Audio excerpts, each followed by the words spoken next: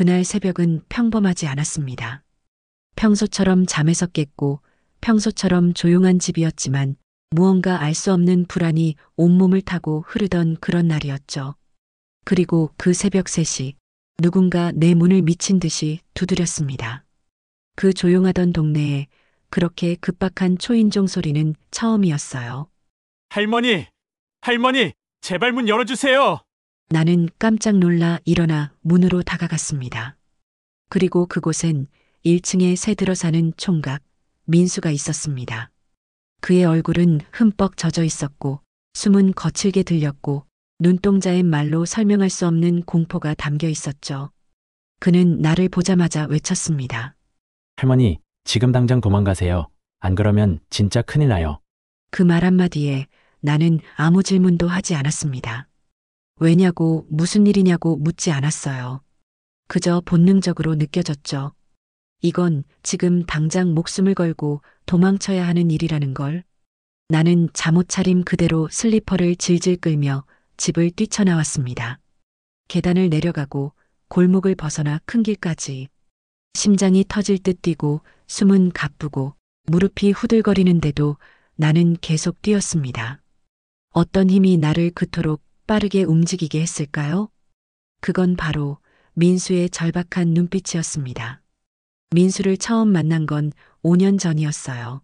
남편이 세상을 떠난 후 혼자 살게 된 이 집이 너무 넓고 쓸쓸해 1층을 새놓기로 한 것이 계기였습니다. 민수는 처음부터 조용하고 깔끔한 사람이었어요. 이삿짐도 별로 없었고 안녕하세요. 제가 1층에 들어온 박민수입니다. 그 인사 한마디에 나는 이 사람은 괜찮겠다 싶었죠. 그 뒤로도 민수는 참 성실했어요. 인사도 잘하고 밤늦게 시끄럽게 구는 법도 없고 퇴근 후엔 늘 조용히 방 안에서 무언가에 몰두하듯 있었습니다. 나는 그 조용한 뒷모습이 어쩐지 짠하게 느껴졌어요. 그래서 반찬을 조금씩 나눠줬죠. 김치찌개라도 끓이면 한 그릇 덜어두고 계란말이를 하면 몇 조각 싸서 문 앞에 두었어요. 그러면 꼭 다음 날 깨끗하게 씻은 반찬통이 돌려져 있었죠.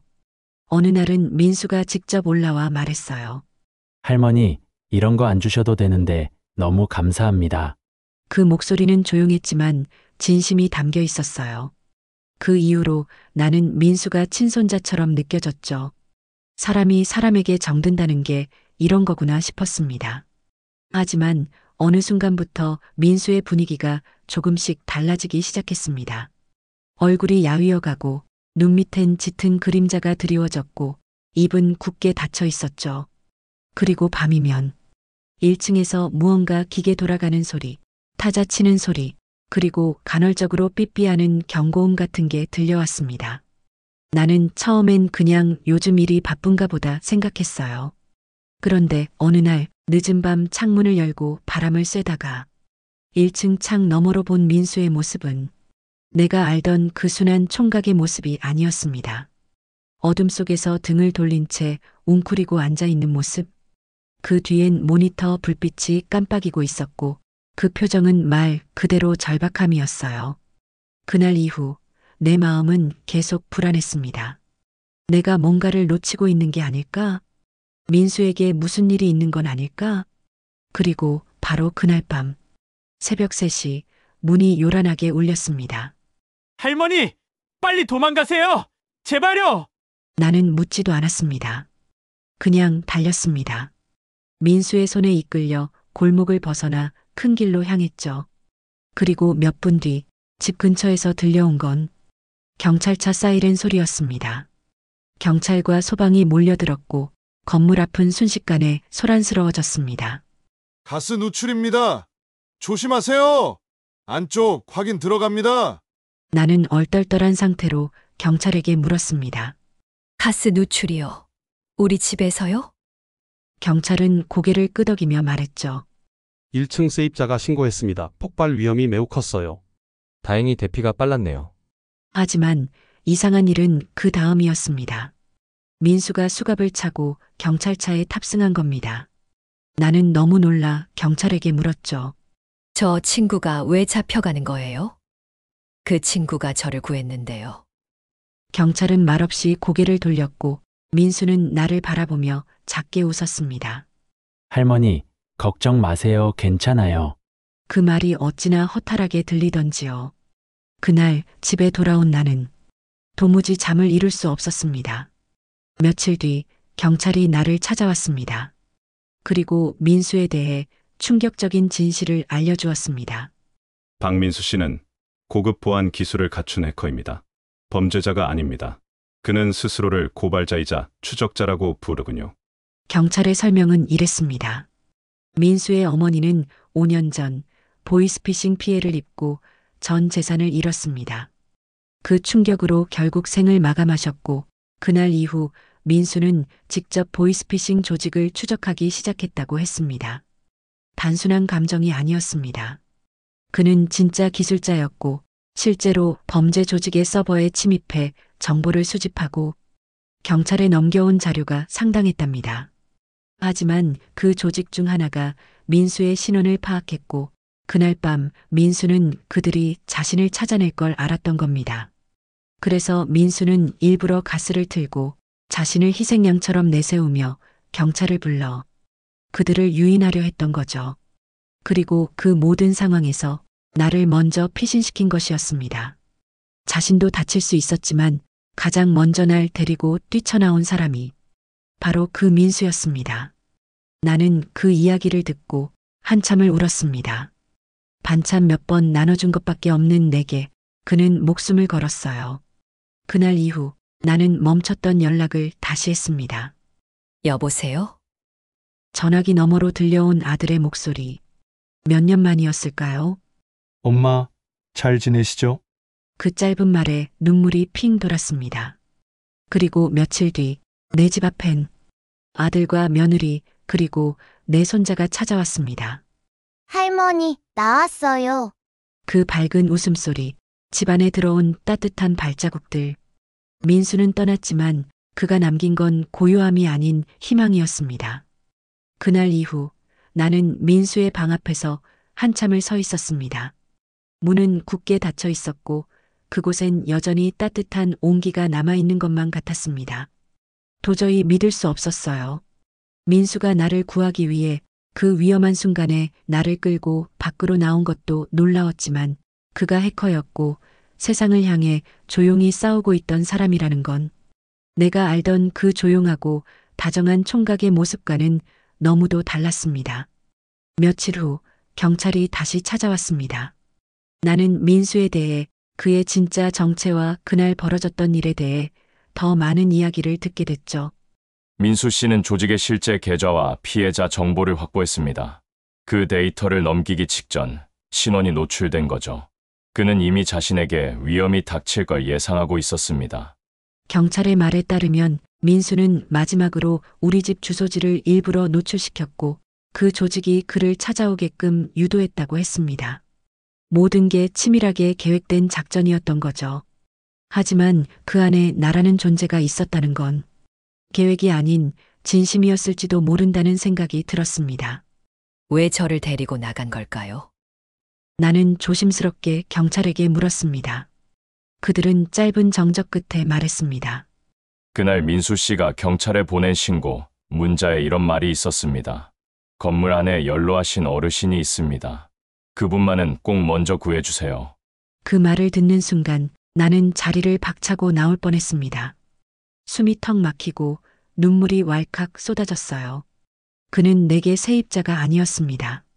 그리고 나 역시 그에게 건물 주인이 아니었죠. 우리는 말하지 않아도 서로를 사람으로 대해줬던 사이였습니다. 정말 따뜻하게, 진심으로. 민수는 그날 이후 어디론가 사라졌습니다. 신변 보호 대상자로 분류되었다는 말 외엔 그 누구도 그가 어디에 있는지 몰랐습니다. 나는 매일 아침 민수가 사라진 그 계단을 내려다보며 혹시라도 다시 돌아올까 하는 마음으로 현관문을 열곤 했죠. 민수야, 잘 지내니? 혼잣말처럼 내뱉은 말은 텅 빈 마당 위로 흩어졌습니다. 그리고 며칠 후 나는 1층 문을 조심스레 열고 들어갔습니다. 집안엔 민수가 남긴 물건이 거의 없었지만 작은 선반 위에 조용히 놓인 메모 하나를 발견했습니다. 그것은 반으로 접힌 노란색 포스트잇이었고 거기엔 이런 글이 적혀 있었죠. 할머니, 저는 무사합니다. 여기서 받은 따뜻함 절대 잊지 않겠습니다. 언젠가 꼭 다시 뵐 수 있기를 바랍니다. M. 나는 한참 동안 그 쪽지를 들고 그 자리에 서 있었습니다. 눈물이 핑 돌았고 심장은 먹먹하게 뛸 뿐이었습니다. 그날 밤 나는 침대에 누워 천장을 바라보다 문득 생각했습니다. 왜 사람은 헤어진 뒤에야 비로소 그 사람의 무게를 알게 될까? 민수가 내 곁에 있었던 5년. 그 시간 동안 나는 다시 웃었고, 다시 밥을 해 먹었고, 다시 누군가를 기다리는 사람이 됐습니다. 나는 외로움을 견뎠던 게 아니라 민수 덕분에 사람다운 시간을 다시 살고 있었던 거죠. 며칠 뒤 나는 그동안 민수에게 줬던 반찬통들을 꺼냈습니다. 마지막에 돌려받고 싱크대에 넣어둔 작은 유리 반찬통. 그 안에는 조그만 접은 쪽지가 들어 있었습니다. 나는 그걸 미처 몰랐습니다. 그 안에는 또 다른 메모가 들어 있었어요. 할머니, 밥 한 끼의 힘이 얼마나 큰지 살면서 처음 알았어요. 밥이 맛있으면 세상도 조금 더 살만해지더라고요. 그 글을 읽는 순간 나는 부엌 바닥에 털썩 주저앉았습니다. 그리고 참 먹먹한 감정이 들었습니다. 그날 이후 나는 작은 상자 하나를 만들었습니다. 그 안엔 민수가 남긴 쪽지들, 돌려받은 반찬통, 민수가 말없이 두고 간 책 한 권, 그리고 내가 그를 위해 쓴 첫 번째 편지가 담겨 있었습니다. 나는 그 상자를 거실 창고 안에 넣지 않았습니다. 소파 옆, 내가 늘 앉는 테이블 밑, 가장 가까운 곳에 두었습니다. 그건 민수의 흔적이기도 했지만 사실은 나 자신의 변화이기도 했습니다.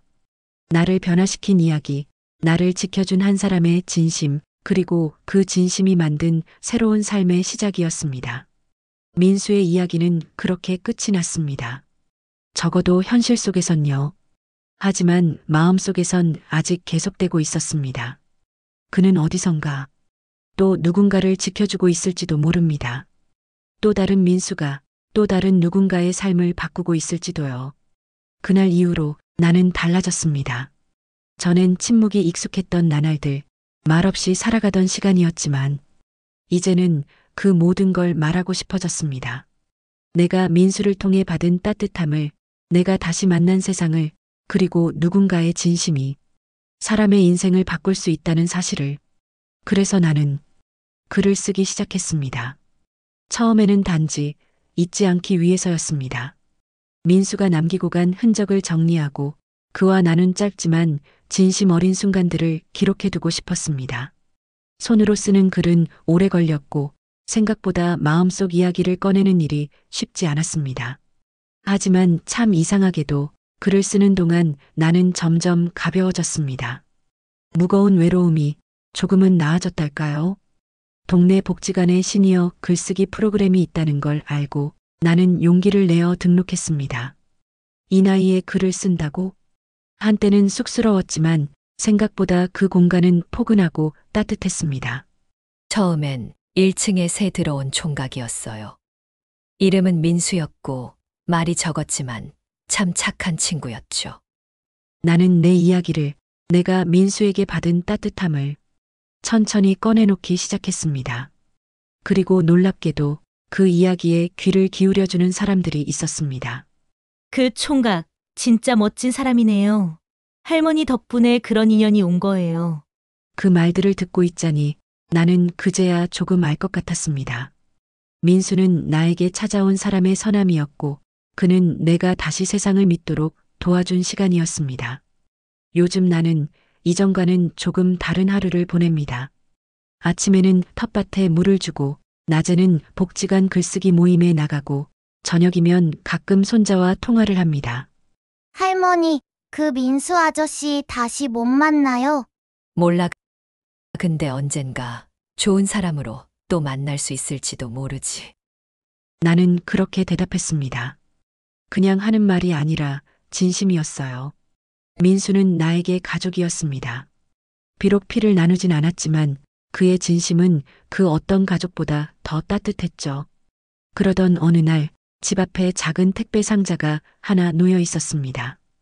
이름도 발신 주소도 적혀 있지 않은 자그마한 상자 하나. 처음엔 아무 생각 없이 열었지만 그 안에 들어있는 물건을 보고 나는 그대로 멈춰버렸습니다. 작은 USB 하나, 그리고 손글씨로 적힌 노란 메모지 한 장. 할머니, 항상 건강하세요. 덕분에 제가 살아갈 이유를 다시 찾았습니다. 어디선가 저도 누군가의 힘이 되어보려 합니다. 언젠가 꼭 더 좋은 모습으로 인사드릴게요. M. 나는 메모지를 조용히 접어 내가 쓰고 있는 작은 노트에 끼워두었습니다. 그리고 USB를 컴퓨터에 꽂아봤죠. 그 안에는 아무 파일도 없었습니다. 단 하나 텍스트 문서 파일 하나만 있었어요. 파일 이름은 이렇게 적혀 있었습니다. 밥상, txt. 그 문서를 열자 그 안엔 짧고 정직한 글이 적혀 있었습니다. 그날 할머니가 준 된장찌개에 삶은 감자가 들어있었다. 그 감자 맛을 나는 평생 기억할 것 같다. 그 한 끼가 나를 살렸다. 이름 없는 밥상. 정이 담긴 밥상이 누군가의 생명을 붙잡을 수 있다는 걸 그때 처음 알았다. 박민수. 나는 그 글을 수없이 읽었습니다. 그리고 혼자 중얼거렸죠. 민수야, 너도 나에겐 밥상 같은 존재였어. 너 덕분에 나도 살아난 거야. 그 짧은 글 하나로 내 가슴 깊은 곳에 남아있던 말들이 마치 빗장이 풀린 듯 흘러나오기 시작했습니다. 그 이후로 나는 민수와의 이야기를 본격적으로 쓰기 시작했습니다. 단순한 기록이 아닌 내 인생의 한 장으로 남기기 위한 작은 자서전처럼 말이죠. 나는 매일 아침 민수를 떠올리며 글 한 줄을 씁니다. 그리고 그렇게 하루를 시작합니다. 가끔은 사람들이 물어요. 어르신, 그 젊은 해커 이야기 정말 실화예요? 나는 고개를 끄덕입니다. 응, 그리고 그 친구는 내 인생에 가장 따뜻한 겨울을 만들어준 사람이야. 민수가 떠난 겨울은 참 추웠습니다. 하지만 그해 봄 나는 마당 한가운데 감자 2알을 심었습니다. 그건 민수를 위한 감자였고 내가 처음으로 누군가를 위해 심은 작물이었죠. 며느리와 손자가 놀러 왔을 때 나는 자랑하듯 말했어요. 여기 감자 봐라. 이건 그냥 감자가 아니야. 세상을 바꾼 감자야. 물론 손자는 깔깔 웃기만 했지만 내 마음엔 진심이 담겨 있었어요. 나는 민수를 생각할 때마다 무언가를 시작할 수 있게 됩니다. 그가 다시 돌아올지 언젠가 연락이 닿을지 모릅니다. 하지만 그가 내 삶에 남긴 흔적은 아무리 시간이 지나도 절대로 흐려지지 않을 겁니다. 그건 그냥 기억이 아니고 감사이고 기적이니까요. 그리고 나는 그 감사를 누군가에게 또 전하고 싶어졌습니다. 그래서 이젠 동네 아이들에게 군고구마를 나눠주고 글쓰기 수업에서 다른 어르신들의 이야기에도 귀를 기울이게 되었습니다. 민수가 남긴 것은 단지 감자 한 줄이 아니라 사람과 사람 사이에 진심이 연결될 수 있다는 확신이었습니다. 그리고 나는 그 확신 덕분에 지금도 하루하루를 살아갑니다. 민수야, 어디에 있든 언제든 내가 필요할 땐 이 감자밭에 앉아서 너를 떠올릴게. 우리의 진심은 지금도 자라고 있단다. 감자밭 옆에 앉아 하늘을 보던 그날 나는 처음으로 이런 생각을 했습니다. 내가 이제는 누군가에게 밥상이 되어줘야 할 때구나. 그동안은 민수라는 한 사람이 나에게 건넨 따뜻한 진심에 기대어 그걸 곱씹고 떠올리고 되새기며 살아왔지만 이제는 나도 누군가에게 그런 사람이 되고 싶었습니다. 그게 내가 할 수 있는 가장 작은 보답이자 가장 진실한 방식이라 느껴졌죠. 먼저 시작한 건 복지관 글쓰기 모임에서였습니다. 어느 날 한 어르신이 조용히 말했죠. 나도 누군가한테 고마웠던 적 있었는데 그 사람 이름도 얼굴도 기억이 안 나네.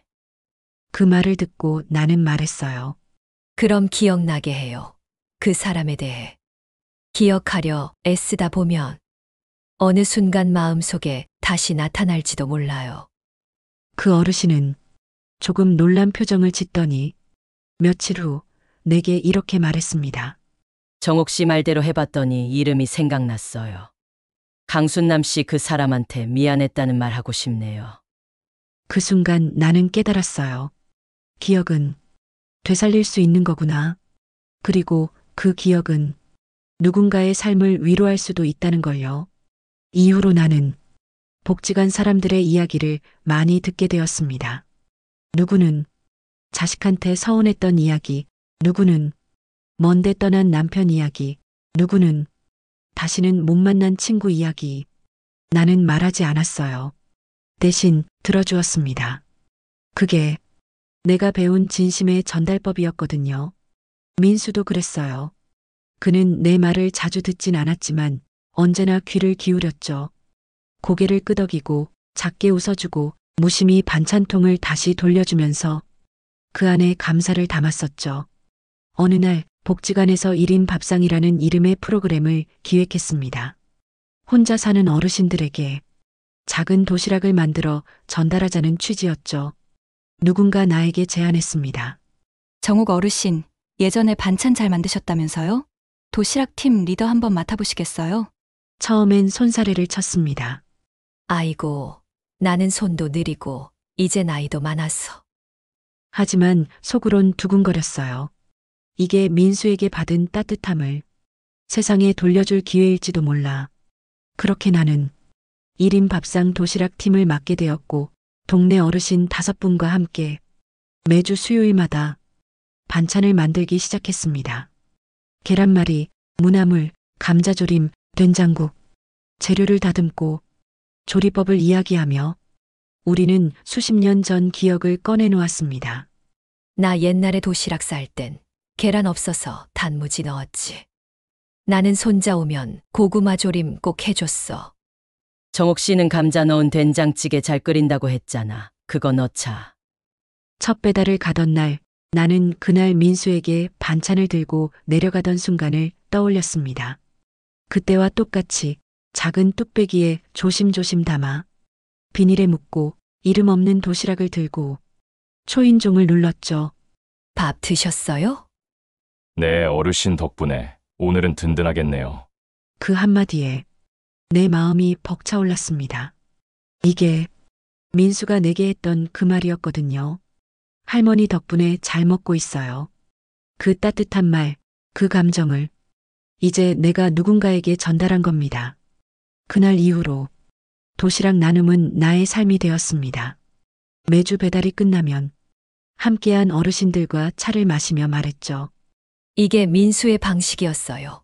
그 친구는 말 없이도 사람을 위로하던 사람이었거든요.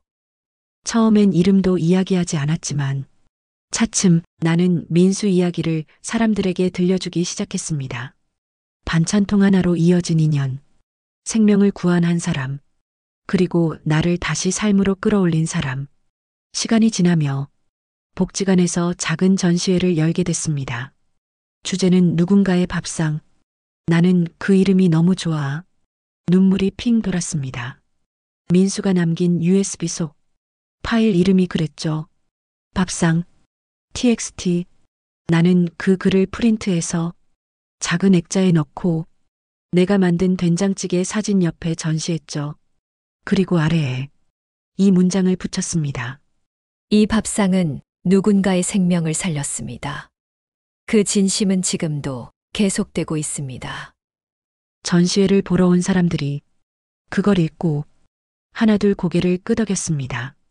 어떤 이는 눈물을 닦았고 어떤 이는 작은 메모지를 꺼내 자신만의 이야기를 남기고 갔습니다. 우리 아버지가 생각났어요. 이제라도 다시 밥 한번 해드리고 싶네요. 그 사람한테 미안했는데 이젠 편지라도 써봐야겠어요. 민수는 사라졌지만 그의 진심은 여기에 남아 있었습니다. 사람들 사이에서, 도시락 반찬 안에서, 밥상의 따뜻함 안에서. 그리고 나는 이제 확신하게 되었습니다. 누군가의 인생에 작은 밥상이 될 수 있다는 것. 그건 아무것도 아닌 일이 아니라는 것. 진심이 담긴 밥 한 끼는 사람의 삶을 기적처럼 바꿔놓을 수도 있다는 걸. 민수가 내게 했던 일, 이젠 내가 다른 누군가에게 해줄 차례였습니다. 그래서 나는 매일 다시 살아갑니다. 이름 모를 누군가를 위해 작은 밥상을 준비하면서 민수야, 이제야 알겠구나. 그때 내가 왜 그렇게 조용히 웃으며 반찬통을 돌려줬는지, 내가 말없이 받아들였던 그 마음, 그게 얼마나 깊고 따뜻했는지 이제야 조금 알 것 같아. 나도 조용히 그렇게 살게. 누군가의 민수가 되면서 올해도 어김없이 겨울이 왔습니다. 텃밭에 흙은 얼었고 장독대 위엔 하얀 눈이 소복이 쌓였습니다. 하지만 작년 이맘때와는 다릅니다. 마음이 덜 춥습니다. 누군가가 내 마음속에 작은 불씨를 피워두고 떠났기 때문이겠죠. 그 불씨는 추울 때마다 따뜻함이 되어 주었고 쓸쓸할 때마다 나지막한 위로가 되어 주었습니다. 나는 요즘 기다리는 삶을 살고 있습니다. 특별히 누구를 기다리는 건 아닙니다. 그저 언젠가 내가 다시 보고 싶어 하는 누군가가 돌아올지도 모른다는 마음으로요. 그래서 나는 계단 소리에 귀를 기울이고 우편함을 하루에 한 번은 꼭 열어봅니다. 작은 쪽지 하나, 손글씨 몇 줄이라도 있을까 싶어서요. 며칠 전 눈이 펑펑 오는 날이었습니다. 창밖을 내다보다 무심코 말했죠. 민수야, 눈 오는 거 여전히 좋아하니? 그 말에 텃밭 옆 감자밭 쪽에서 바람이 살짝 불었습니다. 어쩐지 대답 같았어요. 네, 아직도 좋아해요, 할머니. 물론 착각일 겁니다. 하지만 그 착각조차 따뜻했습니다. 그게 민수가 남긴 방식이었죠. 직접 말하지 않아도 그냥 느껴지는 방식. 올해 봄이 오면 나는 또 감자를 심을 겁니다. 그건 이제 나 혼자만의 일이 아닙니다. 복지관 도시락 모임의 어르신들이 함께 심자고 했거든요. 정옥 씨네 감자는 특별하잖아. 감자 이름 민수로 하자니까. 사람들은 웃으며 농담처럼 말했지만 그 안엔 모두 따뜻한 마음이 담겨 있었어요. 손자는 가끔 물어봅니다. 할머니, 민수 아저씨 진짜 다시는 못 만나요? 그때마다 나는 웃으며 대답하죠. 응, 아마 그럴 수도 있고. 어쩌면 어느 날 갑자기 초인종이 울릴지도 모르지. 할머니, 저 왔어요. 그렇게 말하면서 말이야. 손자는 그 얘기를 듣고는 항상 눈이 반짝입니다. 진짜? 할머니, 그럼 나도 같이 열어볼래. 그런 손자를 보며 나는 또 민수를 떠올립니다. 그도 어린 시절엔 그렇게 천진난만했겠죠. 내가 살아온 인생에서 사람이란 참 어렵고도 신비한 존재입니다. 어떤 사람은 수십 년을 함께 살았어도 마음이 하나도 안 맞고, 어떤 사람은 단 몇 년을 함께 했을 뿐인데 평생 잊히질 않죠. 민수는 그런 사람이었습니다. 내 삶에 깊게 들어와 작지만 단단한 흔적을 남긴 사람. 그리고 그 흔적 덕분에 나는 지금도 살아갈 힘을 얻고 있습니다. 사실 민수와의 인연은 누구에게 보여주기 위한 이야기가 아닙니다. 나는 이걸 내 마음 안에 하나의 계절처럼 간직하고 있습니다. 겨울이 오면 민수를 생각하고, 봄이 오면 그가 남긴 감자를 심고, 여름이면 그 감자에 물을 주며 민수에게 말하죠. 올해도 많이 자랐단다. 다 내 덕분이야. 나는 요즘 편지를 쓰는 취미가 생겼습니다. 전하지 못할 사람에게 보내지 못할 편지를 쓰는 일이죠. 그중 10장 중 9은 민수에게 쓰는 편지입니다. 한 번은 이런 문장을 썼어요. 민수야, 우리 다시 만날 수 있을까? 그땐 내가 밥 해줄게. 된장찌개에 감자 듬뿍 넣어서. 그 편지를 접어 노트 사이에 끼워두면서 나는 웃었습니다. 민수는 그걸 볼 일도 없을 테지만 내가 그런 말을 했다는 사실만으로도 내 마음 한쪽이 따뜻해졌거든요. 어떤 날은 민수가 내 삶에 정말 존재했던 사람이 맞는지 헷갈릴 때도 있습니다. 너무 짧은 시간이었고 너무 조용히 스쳐간 인연이었기 때문이죠. 하지만 그럴 때면 나는 부엌에서 깨끗하게 씻겨진 반찬통 하나를 꺼냅니다. 민수가 마지막으로 돌려준 반찬통. 아무 글도 없지만 그 안에는 진심이 담겨 있었죠. 그걸 들고 있으면 민수의 따뜻한 말투, 조용한 발걸음, 창밖을 보며 웃던 얼굴이 선명하게 떠오릅니다. 그건 기억이 아닙니다. 살아있는 감정입니다. 이제 봄이 올 겁니다. 나는 올해도 감자를 심고 된장찌개를 끓이고 도시락을 싸서 누군가에게 전할 겁니다. 누군가는 그저 평범한 일이라고 하겠지만 나에겐 이 모든 게 민수와의 인연에서 시작된 소중한 행위입니다. 그리고 그 인연은 지금도 자라고 있습니다. 마지막으로 내가 민수에게 하고 싶은 말이 있습니다. 민수야, 그때 너는 내게 이렇게 말했지. 할머니, 지금 당장 도망가세요. 그 말 한마디가 내 인생을 바꿨어. 그날 내가 도망친 건 죽음이 아니라 외로움이었단다. 그리고 내가 그 외로움에서 나를 꺼내줬어. 정말 고맙다. 민수야, 언젠가 다시 만날 수 있을까? 봄날 같은 내 얼굴을 다시 한번 볼 수 있을까? 혹시 정말 그날 초인종이 울린다면 나는 제일 맛있는 밥을 해놓고 기다릴게. 그땐 된장찌개에 감자만 넣지 않을게. 달걀찜도 해줄게. 내가 좋아했던 무나물도. 그러니까 그때 꼭 우리 다시 밥 한번 먹자.